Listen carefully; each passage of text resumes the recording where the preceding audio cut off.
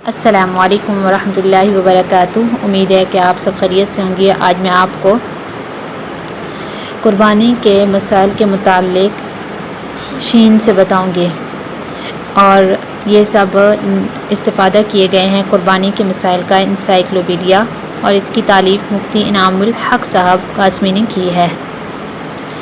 تو 11 کل مسائل ہیں شین سے۔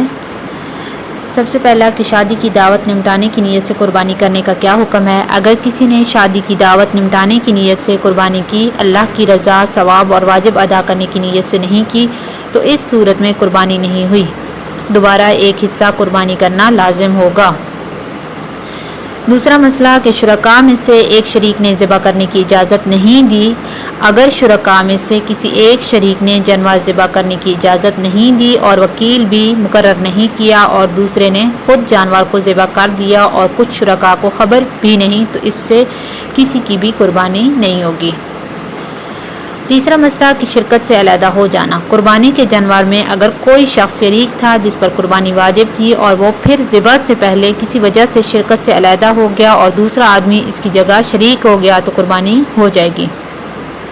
قربانی کے جانور میں اگر کوئی ایسا شخص شریک تھا جس پر قربانی واجب نہ تھی، وہ اگر ذبح کرنے سے پہلے علیحدہ ہو جائے تو اس پر قربانی واجب رہ جائے گی، اور اس جانور کے دوسرے شرکاء کی قربانی بھی درست نہیں ہوگی۔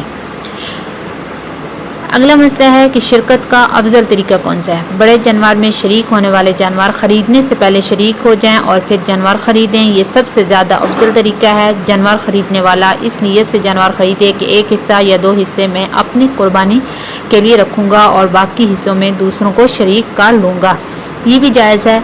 لیکن اگر اس نے جانور کو خریدتے وقت دوسرے لوگوں کو شریک کرنے کی نیت نہیں کی تھی اور بعد میں دوسروں کو شریک کر لیا، تو یہ بھی جائز ہے۔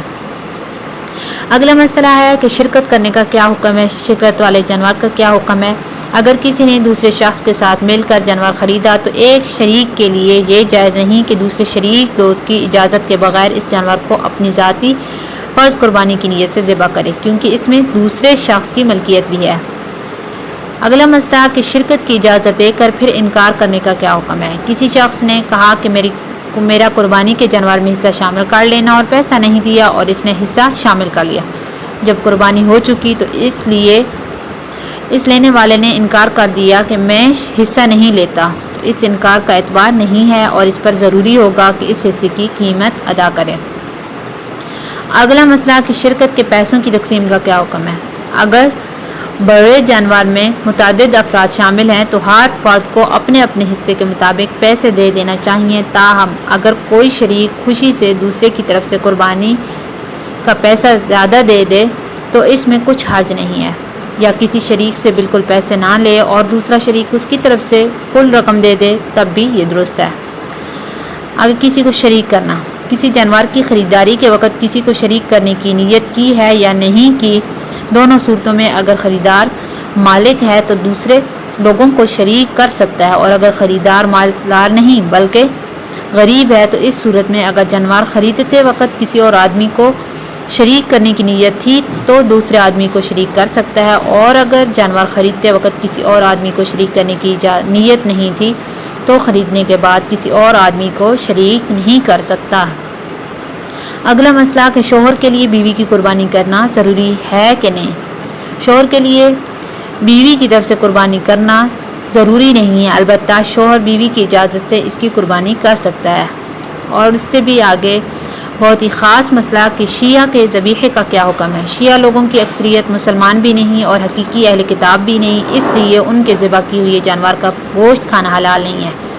واضح رہے کہ شیعہ اثنا عشری فرقہ تحریف قرآن، امامت معصومہ، تقیہ، متع اور چند صحابہ کرام رضوان اللہ علیہم اجمعین کے علاوہ باقی تمام صحابہ کرام کے بارے میں مرتد اور کافر ہونے کا عقیدہ رکھنے کی وجہ سے دائرہ اسلام سے خارج ہیں۔